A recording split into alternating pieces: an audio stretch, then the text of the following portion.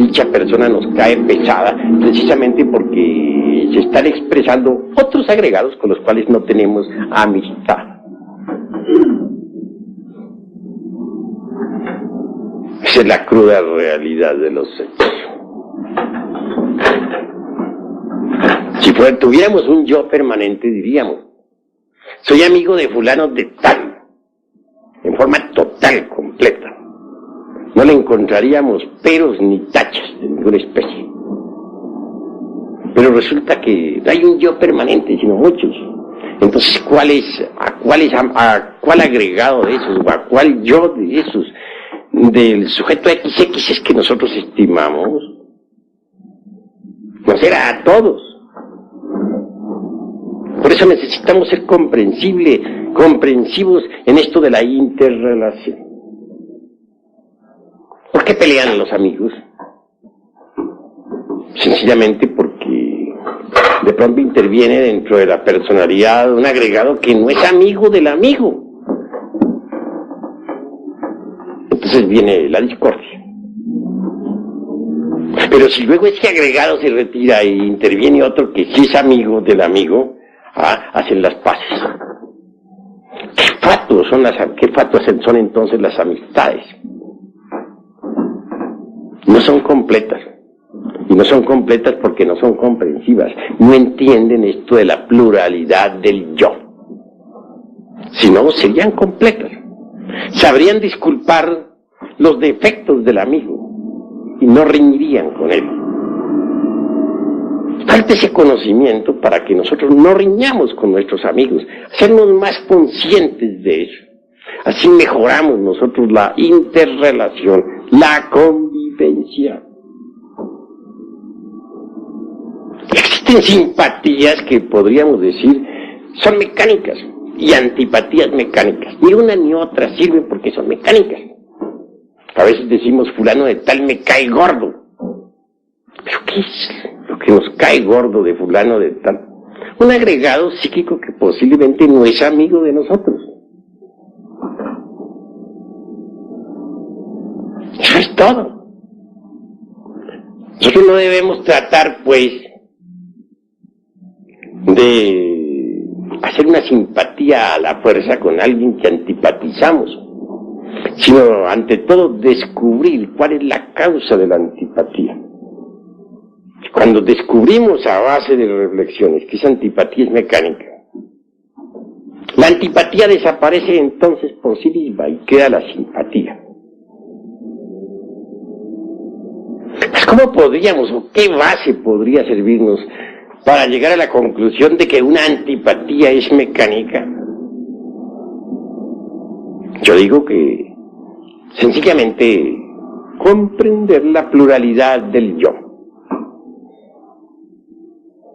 Es indubitable que dentro de toda persona viven muchas personas.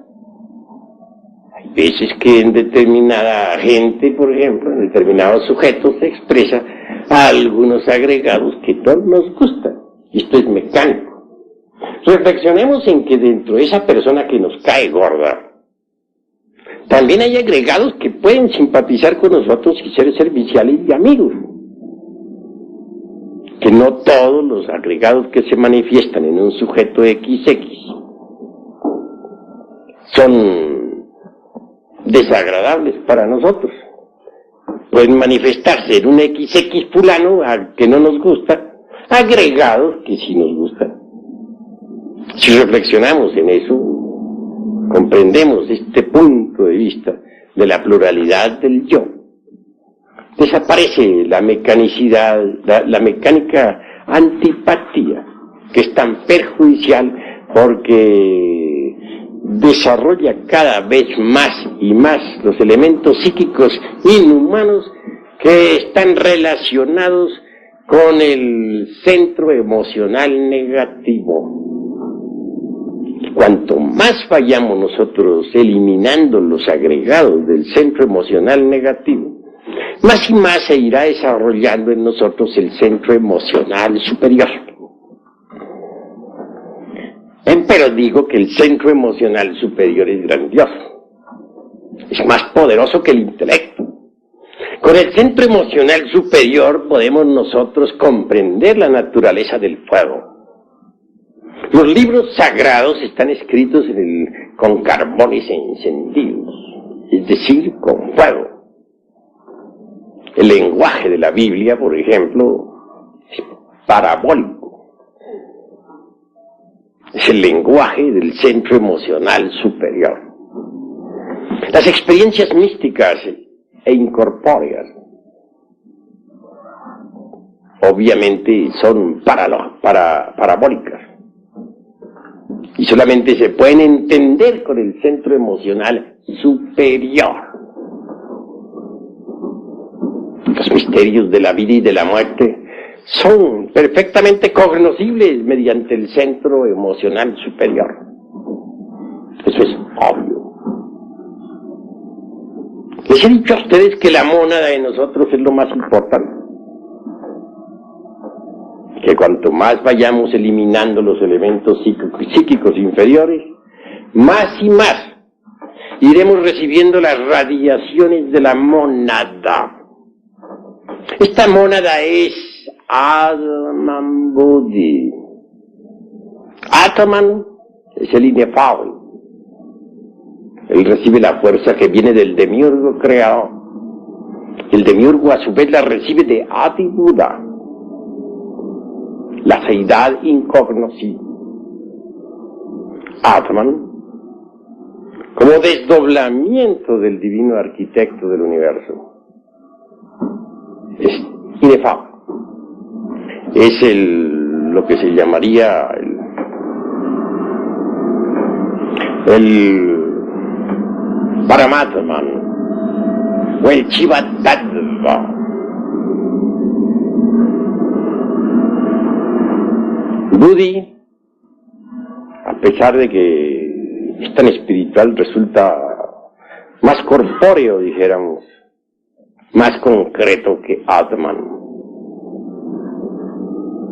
Buddhi, Eros, como principio ígneo. Obviamente se va haciendo cada vez más evidente para nosotros. Sus radiaciones nos van llegando cada vez más y más hondo, a medida que vayamos disolviendo las emociones negativas del centro emocional, y conforme el centro emocional superior se vaya desarrollando. Atman Buddhi es la mónada, la realidad dentro de nosotros, lo que cuenta, el ser real en nosotros. Nosotros tenemos que luchar eliminando emociones negativas para ir acercándonos cada vez más y más a la mónada. Y la mónada precisamente nos ayuda porque de Buddhi emana Eros,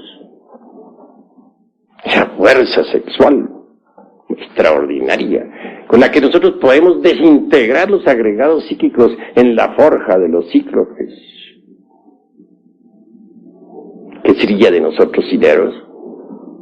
A Eros se opone Anteros, las potencias del mal, que no están fuera de nosotros, sino dentro de nosotros, aquí y ahora. Son todos esos agregados del centro emocional inferior, el Anteros. Si eliminamos las emociones negativas y desarrollamos el centro emocional superior, iremos penetrando cada vez más en la esencia del fuego. Nos iremos acercando más y más a nuestra mónada interior que siempre nos ha sonreído. No olviden ustedes que el centro emocional en su principio es puro, radiante. Las emociones inferiores, ubicadas en las partes o en los puntos del centro inferiores del centro emocional, constituyen el emocional inferior.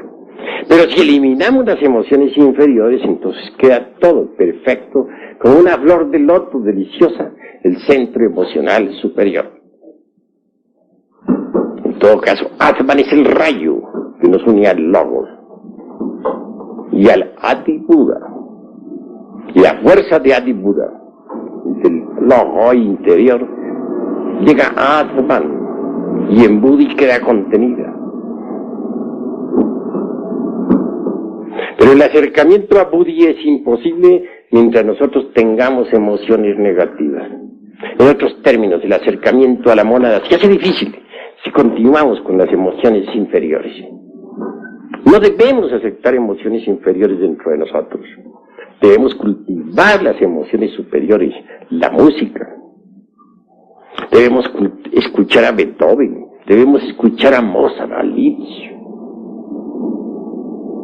a Tchaikovsky. Debemos aprender a pintar, pero que los cuadros que pintemos no sean infrahumanos. Debemos verter en ellos nuestros sentimientos más nobles. Todo lo que nosotros hagamos debe ser dignificante y esencialmente edificante. Uno se llena de éxtasis al contemplar las columnas corintias de los tiempos antiguos, los mármoles de Roma y de Atenas, las esculturas magníficas de una Isis morena en la tierra de los faraones, o de un Apolo, o de la Venus del Milo o de la casta Diana. Uno se llena de éxtasis, vibra con emoción superior al escuchar, por ejemplo, la lira o de los tiempos antiguos, o al entregarse a la meditación profunda entre el seno de la naturaleza, o al pasearse por las ruinas de la antigua Roma, o al caminar por las orillas del Ganges, o al caer de rodillas ante el Gurú entre las nieves perpetuas de los Himalayas. Entonces vibra la emoción superior. En los tiempos antiguos, allá en la Lemuria, en las épocas en que los ríos de agua pura de vida manaban leche y miel, cuando todavía la lira de Orfeo no había caído sobre el pavimento del templo hecha pedazos, el centro emocional superior vibraba intensamente en cada ser humano. Era la época de los titanes, la época en que los seres humanos que poblaban la faz de la tierra podían ver el aura de los mundos y percibir más de la mitad de un joltapannas en las tonalidades del color. Bien sabemos que un joltapannas tiene más de 5 millones de tonalidades. Pero cuando el centro emocional inferior se desarrolló con las pasiones violentas, con la lujuria, con el odio, con las guerras crueles entre hermanos, entonces ese sentido se atrofió, quedó metida la humanidad dentro de este mundo tridimensional de Euclides. Ha llegado la hora de entender que solo mediante el centro emocional superior es posible penetrar más profundamente dentro de nosotros mismos. Si nosotros procedemos rectamente, si aprendemos a vivir, si aprendemos a relacionarnos con nuestros semejantes en una forma bella, entonces nos acercaremos más y más a la mónada sagrada. Distintos chispazos de conciencia cósmica nos irán sorprendiendo, se irán haciendo cada vez más continuos, hasta que al fin un día tengamos todos, en realidad de verdad, la conciencia despierta, la conciencia superlativa del ser, Buddhi.